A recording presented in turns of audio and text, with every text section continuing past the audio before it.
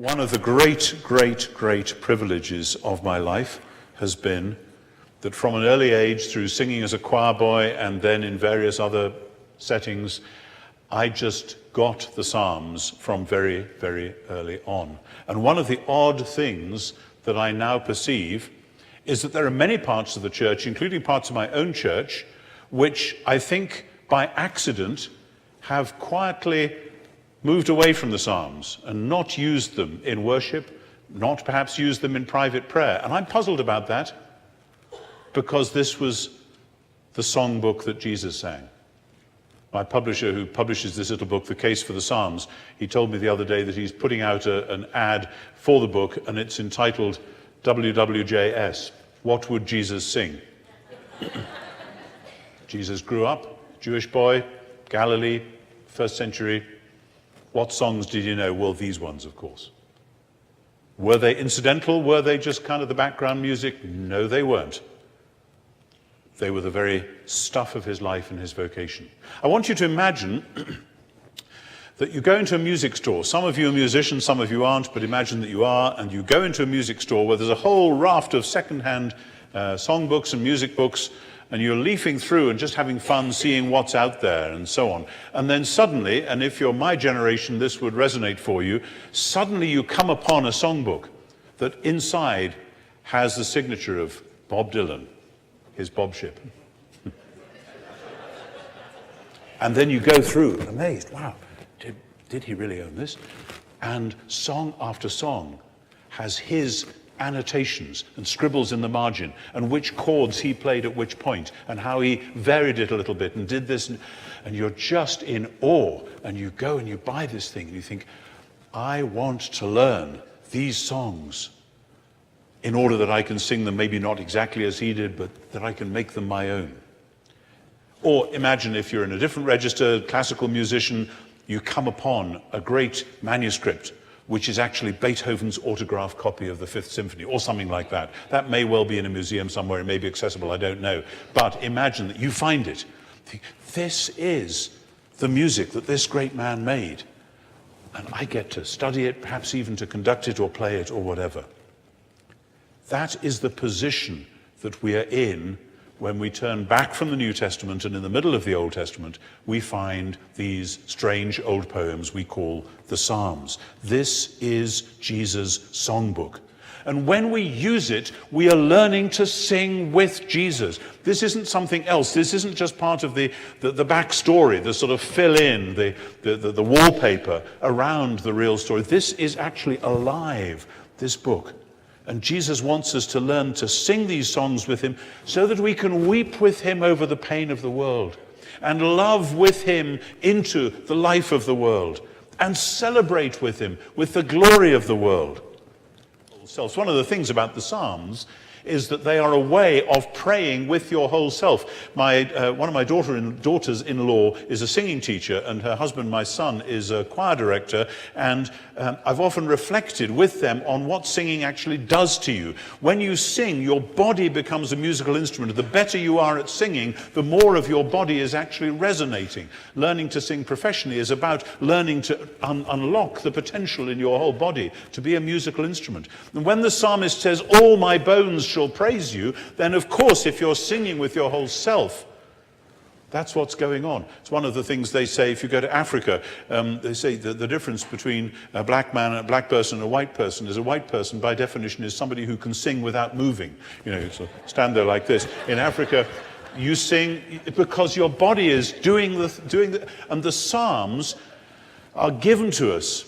And I'm sure when Jesus sang the Psalms, he didn't stand there and sing them like this, you know, in synagogue or memorized. I'm sure he was moving with their movement. And that's great. This is Jesus' songbook. One of the things I love about the Psalms is the sudden transitions, the way in which you're in this 1 minute and in something quite different the next. It is going back to Beethoven, like the Beethoven sonata where, in a Moonlight Sonata, this wonderful, amazing, still, calm, meditative thing, and then suddenly, kapow, and you're into the next movement. And you almost feel Beethoven chuckling in the background and saying, there, fooled you that time, you were nearly asleep, and now we've woken you up. The Psalms do that again and again. And I hope when you read the Psalms, you allow allow yourself to feel that shock. You don't just say, oh yes, 137 does this, 138 does that, well, never mind.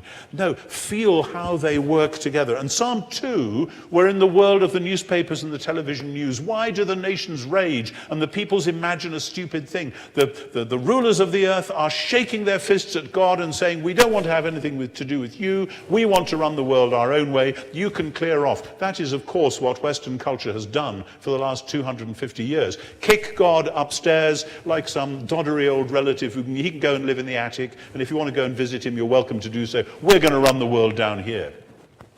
God says, I look down and I scorn you. The one who dwells in the heavens, verse 4, laughs. The Lord has them in derision. And then he will say, verse 6, I have set my king on Zion, my holy hill. And as you learn to read the Psalms, you know that that's a reference back to David or the Davidic king, but you know as well that this is a reference forward from the psalmist's point of view to Jesus himself, because this next verse is a part of the song that made Jesus who he was. I will tell of the decree of the Lord. He said to me, you are my son. This day have I begotten you. Jesus of Nazareth went down to the river Jordan when his cousin John was doing the thing with the water, reenacting the Exodus, reenacting the covenant, reenacting the entry into the promised land. This was the sign of renewal of the kingdom. And Jesus was baptized in the Jordan, and as he came up out of the water, the heavens parted, and he heard this voice as the dove descended, saying, you are my beloved son. With you I am well pleased. This was Jesus' song. This is the song that Jesus made his own. And he wants us to sing it with him, to learn the harmonies, to feel how it works. Oh, it sometimes comes into a different key, because in Psalm 2, what we get is the violence, verse 9. You shall break them with a rod of iron and dash them in pieces like a potter's vessel. But when the psalm is quoted in the New Testament, as it is a certain amount, quite a bit actually, it's a very different sort of victory, and that is taken as a metaphor for the victory over violence itself, which Jesus won by his death on the cross. One of the finest poems ever written. C.S. Lewis said it was the finest poem ever written. Psalm 19. You may know it if you know any classical music in Haydn's oratorio, The Creation. The heavens are telling the glory of God, and the firmament shows his handiwork. Haydn sets that to music at the end of the completion of Genesis 1, the creation of the world, and now finally the whole world is singing God's praise.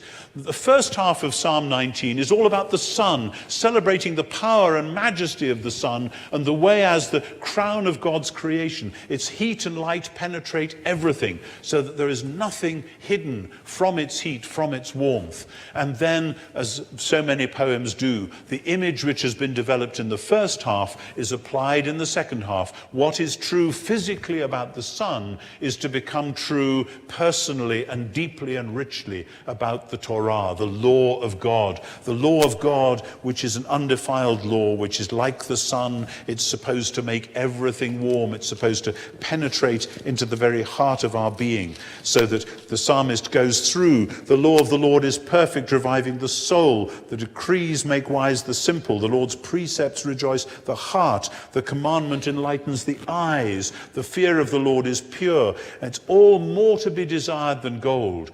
This stuff is transformative. And the psalmist is talking about the laws. He looks back and meditates on it. But the same is precisely true of the Psalms themselves. That when these become your meditation, when you learn to sing Jesus' songs in the way that he sang them and realizing that he is at the center of them, then they come deep down into the personality and they are transformative. Physically, because you're singing them with your body, and that actually means that your whole self is being transformed by their rhythm and their energy and their wisdom. And then mentally and emotionally and in your imagination and in your memory and all the places that need healing, they come deep down like the sun's warmth. That's what this poem is all about.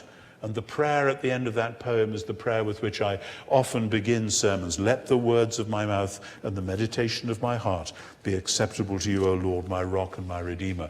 That's where it's just a humble prayer. It's not saying that I can be a Superman, that I can be somebody hugely special. It's no, when all this is done, then if I am in the place where God wants me to be, that's great. That's what happens when we learn to sing Jesus songs.